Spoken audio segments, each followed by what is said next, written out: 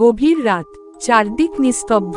গ্রামের শেষ মাথায় একটা পুরনো দোতলা বাড়ি, যেটা সবাই রায়বাড়ি বলে চেনে।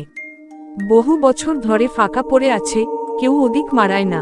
সেই বাড়ির সামনে দিয়ে একদিন ফিরছিল শুভ। রাত প্রায় 12টা। হঠাৎ শুনতে পেল এক মেয়ের গলা, দয়া করে একটু সাহায্য করুন। শুভ থেমে গেল, চারপাশে কেউ নেই। গলার উৎস খুঁজতে গিয়ে সে বাড়িটার গেটের সামনে এসে দাঁড়ালো। কৌতূহল বেড়ে গেল, গেট খুলে ঢুকল শুভ। পুরনো কাঠের দরজা ঠেলে ভেতরে ঢুকতেই ঠান্ডা হাওয়া বইতে লাগল। দেয়ালে ঝুলন্ত ছবি, জীর্ণ আসবাব, সব যেন অতীতের গল্প বলে। হঠাৎ আবার সেই গলা, আমার হারিয়ে যাওয়া চাবি খুঁজে দিন। শুভ উপরের সিঁড়ি দিয়ে উঠতেই চোখে পড়ল এক সাদা শাড়ি পরা মেয়ে দাঁড়িয়ে। মুখ দেখা যাচ্ছে না। শুভ কাঁপতে কাঁপতে বলল, আপনি কে? মেয়ে ধীরে ধীরে ঘুরে দাঁড়ালো। তার চোখ ছিল লাল, ঠোঁটে অদ্ভুত এক হাসি। আমি রায় পরিবারের শেষ সন্তান। আমার মৃত্যু হয়েছিল এই বাড়িতেই। কেউ আমার লাশ খুঁজে পায়নি।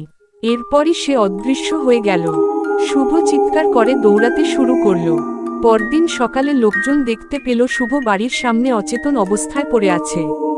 জ্ঞান ফিরে এসে সে যা বলল তা শুনে সবাই রায়বাড়ির পথ একেবারে এড়িয়ে চলতে শুরু করল। তবে এখনো মাঝরাতে মাঝে মাঝে শোনা যায়, আমার হারিয়ে যাওয়া চাবি খুঁজে দিন।